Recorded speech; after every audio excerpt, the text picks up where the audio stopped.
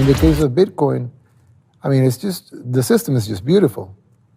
I mean, you have this guy, we don't know who he is, we know his fake name.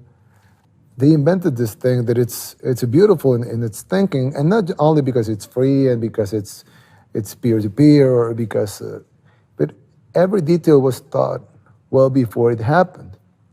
Like for mining, for example. At the beginning, you can mine with your laptop.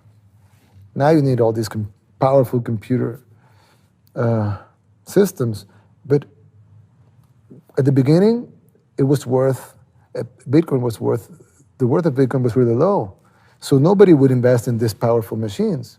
So at that time, the blockchain and the puzzles were simple. And then you just needed your normal equipment. So everybody could invest in that and have these coins that were worth very little. But with time, Bitcoin increased in price. And at the same time, it got more complex and you needed more power in your computer and more, so and you need more investment to do that. So nobody would have done the investment if the prices would have gone up, wouldn't have gone up. So this guy or this group of people thought about it like everything would come in place right at the time that it would be needed to go in place. So when you look at everything that has happened since the beginning of Bitcoin till now, you can predict what's going to happen in the future. You know, I don't have to trust you, and you don't have to trust me. It's just that we both trust the system, and it's going to work, and that's going to be good. I mean, if you're a proponent of Bitcoin being used by people and by communities and by countries and by banks and by merchants, you have to be on board of this project. I mean, you can't be if you don't want to. You can, but why would you oppose a project that is aligned with your ideals, that it's aligned with what you think it's good, that you know that it's going to benefit the people? You know, I mean, you don't have to trust me. You have to trust the system. And it's going to be a lot bigger than it is right now, which is quite big, actually. But it's going to be even bigger than what it's now. So I think a lot of, not only countries, but people are switching themselves to Bitcoin. And then you have all of the problems with the current monetary systems. And the Bitcoin system is so perfect that I think it's going to be the future.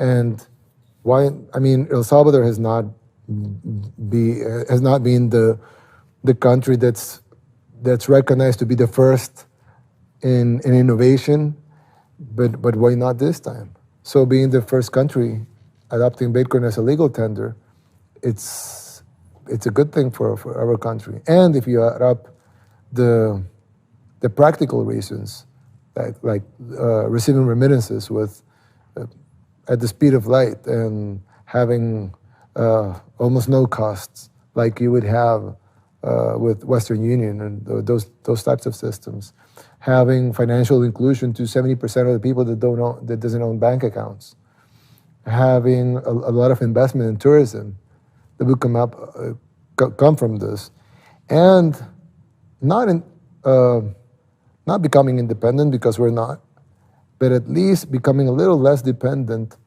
on the output of new dollars and the new inflation that's coming with those new dollars. We don't perceive any of that. Because when a country prints more money, there's a good side and a downside. The good side or the upside is that the government has more money to spend. The downside is the inflation, because you're just pouring in more money with no basis. But the problem with using an international currency that is not yours to print is that you're only absorbing the cost.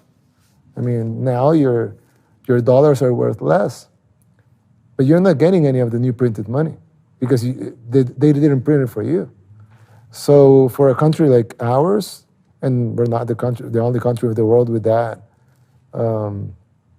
reality, I think having Bitcoin as legal tender, even though nobody has done it before, it was a no-brainer.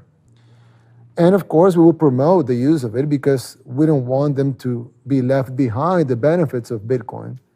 So we will promote them to use it, but of course, they will be at their own pace. It's very clean, simple, short, easy to read, easy to understand, nothing hidden.